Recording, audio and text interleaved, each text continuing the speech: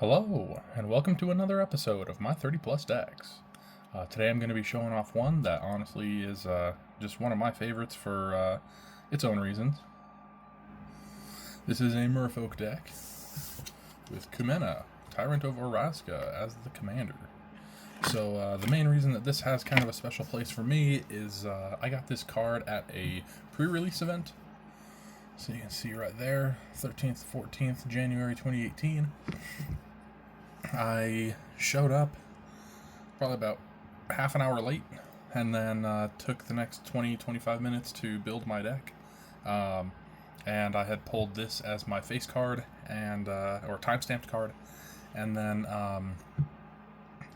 a Tishana Voice of Thunder for my just one of the other cards that I pulled. So I was like, all right, I'm going blue-green Merfolk.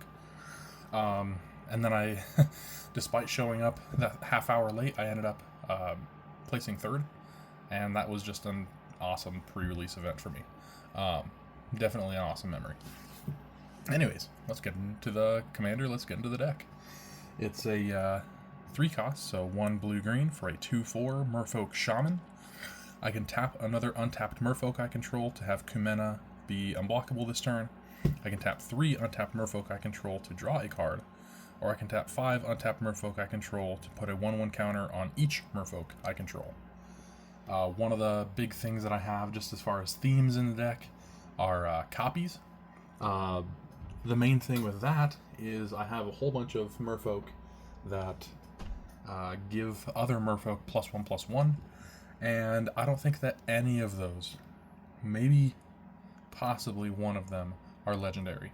The majority of the ones that give buffs are not, so I can just keep on making copies of those, make all of my Merfolk big, and hopefully unblockable. That's kind of the goal. Yeah, I think that's pretty much all I need to cover. Let's just jump right in. Yeah. I've already shuffled, I've already got my hand.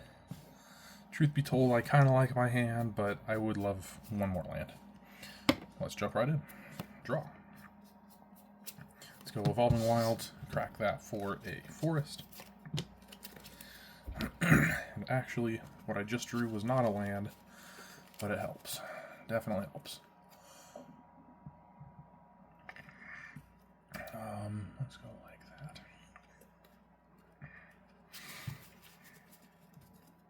that. Alright. Turn 2. Draw. Let's go like that. Yay, there's a land, island, forest, and a island tapped for a Kior's Follower. That's tapped to untap another target permanent. Next turn is going to be untap, upkeep, draw. Here's more land. I think I've got what I need, really. Let's go blue, green, and 1 for Kumena, Tyrant of Orazca. Why does this brightness just keep on messing up? Give me a sec. Okay, maybe that'll be better. Let's try it. Okay.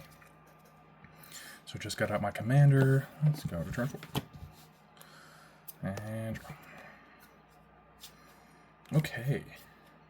Let's go Access Tunnel as my land for the turn. Let's go green and 2. No. Green and 2. Like that. For support parents. This one is one of the newer cards from Spider-Man. This is 2 and a green for a 3/3 human citizen. Tap 2 untapped creatures I control to add 1 mana of any color. Honestly, it was a little bit interesting of me working around which deck I wanted this in, because it's kind of like a Balin effect. At least the first ability, where you could tap 2 untapped tokens to add 1 mana of any color. This one's just any creatures. Honestly, I just really like this card. Because I can do something like... I could technically do something like... Oh, no. Here's what I can technically do. I'll tap you to untap this, and then blue and 1 for Vidalian Hexcatcher. Other Merfolk I control get +1/+1. has flash, but that's okay getting it out now. I can, or he gives other merfolk +1/+1. I can sacrifice a merfolk to counter target non-creature spell, unless his controller pays 1. And I guess thinking about it, that was what I was wanting to cast, so let's just tap him to make Kumena unblockable, swinging with a 3/5. Bam. Going to turn 5. On tap. And draw. Okay, okay. It's not a land, but I have ways to make mana. Let's go blue, tap to untap for blue, and 1. Actually, do I want to do that? Let me back that up. I'm thinking of order, I guess. 1, 2, 3, 4, 5, 6. Yeah, I guess that works. Let's go blue and 2. Deep Root Waters. There we go. And then tap to untap for blue. Tap 2 untapped creatures for blue. And 1. Casting Svelun of Sea and Sky. This is a merfolk spell, so I didn't talk through both of them. Deep Root Waters. Whenever I cast a merfolk spell, I create a 1/1 blue merfolk creature token with hexproof, and then I'm casting Svelun, so I am making this token. And then Svelun is 3/4 merfolk god. Has indestructible as long as I control at least 2 other merfolk. Whenever Svelun attacks, I draw a card, and other merfolk I control have ward 1. Bam. Now I can realize that some of my stuff's kind of spilling off, so let's move tappers up there, and I think that looks a little bit better. Alright. Now, I can definitely just tap this hexproof token, hexproof merfolk token, to give Kumena unblockable and swing with a 3/5 again if I wanted. This deck definitely leaves me wide open a lot. So in an actual game, it's something like, okay, I could swing an unblockable potentially. I have an indestructible blocker. Yeah, something like that right now at least. Let's go to turn 6. Untap. Upkeep. Draw. Now, to be said, one thing that I'm thinking of, one of the main reasons that I have supported parents in this deck is actually because this is the only deck that I have Intruder Alarm. And man, Intruder Alarm plus supportive parents plus whole bunch of creatures. Oh, it can maybe not be endless, but man, you can just go a really long time with Kumena. Let's see. 1, 2, 3, 4, 5, 6, 7. Do I want to? I kind of want to. Yeah, let's do it. Blue, green, and 1, 2, 3.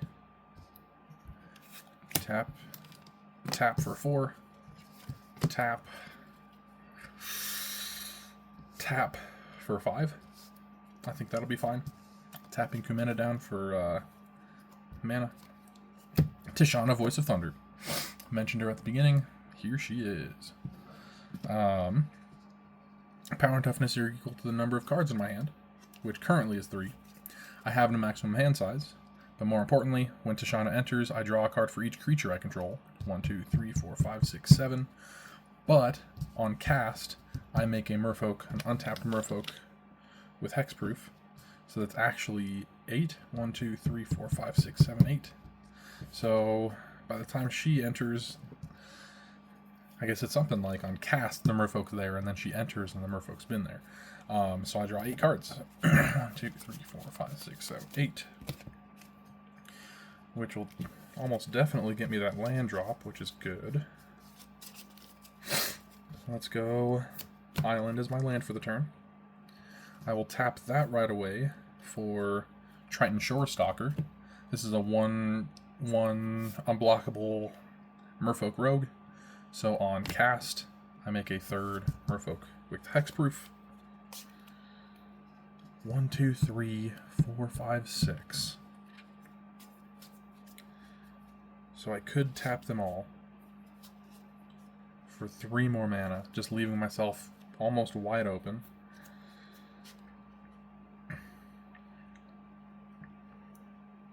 Why would I do that?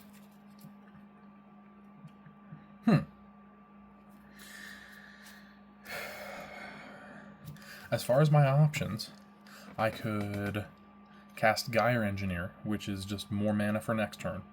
It taps for a blue and a green. Or I can go Replicate, create a token that's a copy of a target creature I control. I have Right of Replication for a potential maybe next turn, but I think that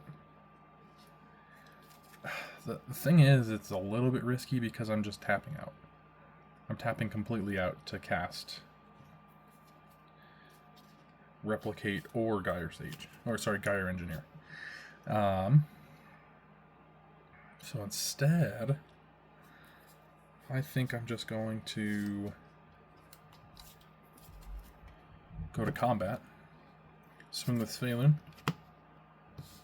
On declaration of attack, I draw a card. No matter what happens, it's indestructible, so I'm fine. It's a 4/5 indestructible swinging. Let's go to turn 7. Untap.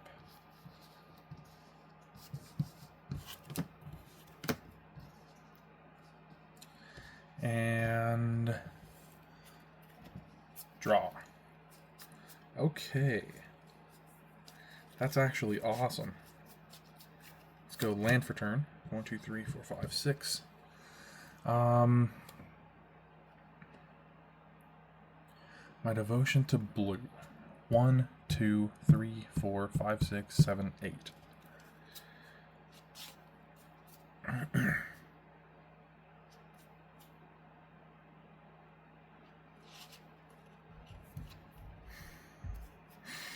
Okay, so we're gonna have some fun as best as we can.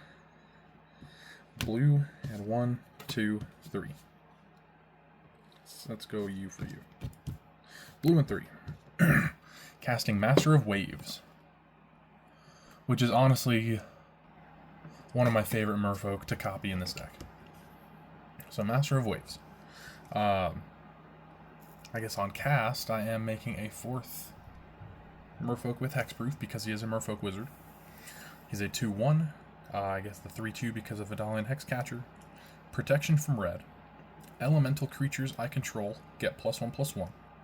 When Master of Waves enters the battlefield, I create a number of 1/0 blue elemental creature tokens equal to my devotion to blue. And since he's giving them +1/+1, they are all 2/1s. So here's my elemental 1/0. And with him included, that's 1, 2, 3, 4, 5, 6, 7, 8, 9. Right? 1, 2, 3, 4, 5, 6, 7, 8, 9. Yes. So I'm making 9 elemental crabs, I guess.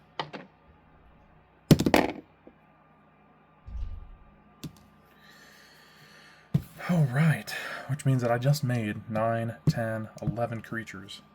All right there. I can go... Let me just double check math. 1, 2, 3. Plus 5. Let's see, it's 9, 10, 11, 12, 13, 14. Would be another 7. So I don't even need all of it. Cool, cool. Blue, blue. And 1, 2, 3. I need 8 of these tapped. So there's 1 untapped. There are 8 of these tapped.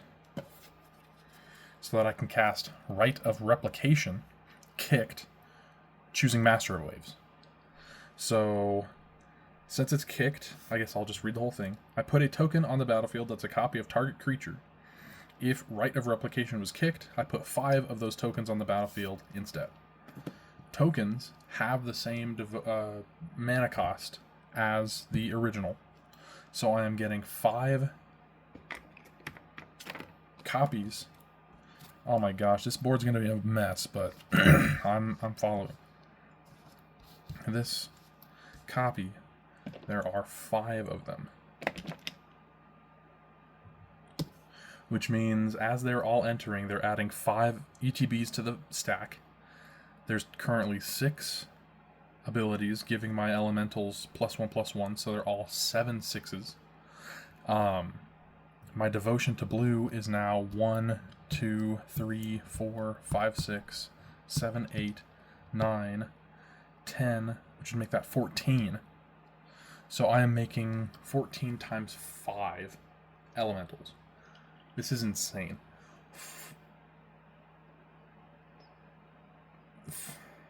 70?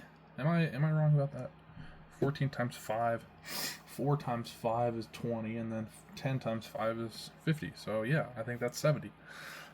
So I should have 71 of these untapped 7/6 elementals. And then I can just start tapping these creatures to cast my spells. So, let's. I think I'm going to start off with Gyre Engineer. So that's 6 of them that I'll need. So that'd be down to 65. And I said 6 of them. 8 plus 6 is 14. Tapped for Gyre Engineer. That's not a Merfolk, so I don't have to worry about that. That's a 4 cost, so let's get 8 more tapped. Which means I'll have to get another die down here. That was at 14. And I said plus 8, so that'd be 22. Tapped. And 8, that's 5, 6, 7, 8. Make that 57. Untapped. 22 tapped. For Sea Hunter. This doesn't have haste, but I can tap 3, tap him, search for a Merfolk, put that into play. Let's see.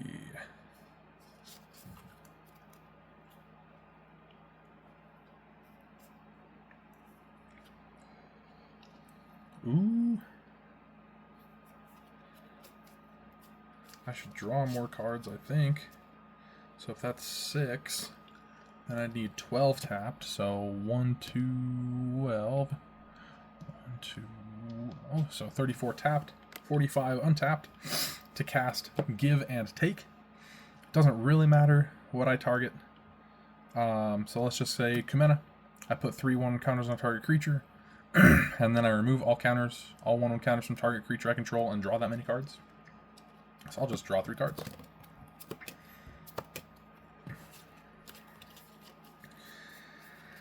Let's go with another 3 mana, so 6 tapped, which would be 39. 6 plus 34 is just 40. Sideways 1 for a 0.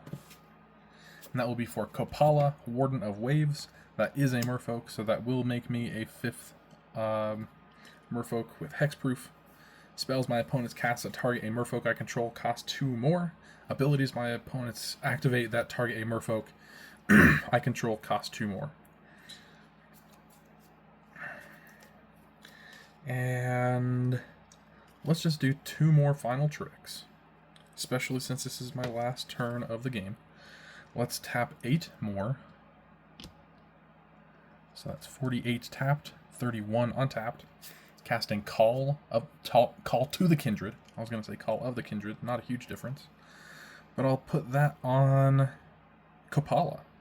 That just came out. Call to the Kindred says, at the beginning of my upkeep, I may look at the top 5 cards of my library. If I do, I may put a creature that shares a creature type with enchanted creature from among them onto the battlefield, then put the rest of those cards on the bottom in a random order. In any order. So this is going to be the last turn, and honestly this is probably going to be the one and only game. But Next upkeep, I look at the top 5. If any of them are either merfolks or wizards, I can just get them for free. Now the next trick. Yeah, I'm just going to do one big one. So this is 31, plus that untapped merfolk that just came out because of Kopala. So that's 32 creatures. 33, I can say 34 for Triton Shorestalker. These two aren't doing anything, so 35, 36. Let's just tap all 36 of them. Okay, so 1 and then 30. So that's 79 elementals tapped. That was 32, 33, 34, 35, 36. 36 is there. Which is altogether being 18 mana. All in all, what I'm working up to is a Stonecoil Serpent. So right now I can cast this Stonecoil Serpent as an 18/18 reach, trample, protection from multicolored. I can technically tap down 2 more or any more of these Master of Waves. I have 6 of them, so let's say I'll tap those down 2 and make it a 21/21 Stonecoil Serpent. Yeah. Then I'll move to combat. And I'll go ahead and I'll swing with Saloon of Sea and Sky. I'll attack on Declaration of Attack. Or, sorry, draw on Declaration of Attack. And draw and draw. Well, my board looks like a mess. But it's a beautiful mess. Let me change that out. There we go. Heck yeah. Well, that's kind of my merfolk. Supportive Parents. Oh my gosh, what a card. This Supportive Parents really, you know? With something in any deck that's just like trying to tap down my creatures. That's literally Kumena's abilities. It's tapping merfolk to do stuff, but then this Supportive Parents is, no, any of your creatures could be mana, just make a whole bunch of them. Brilliant. Well, that's my merfolk. At least one of my test games of merfolk. Hope you guys enjoyed, and hope I will see you in the next one. Later.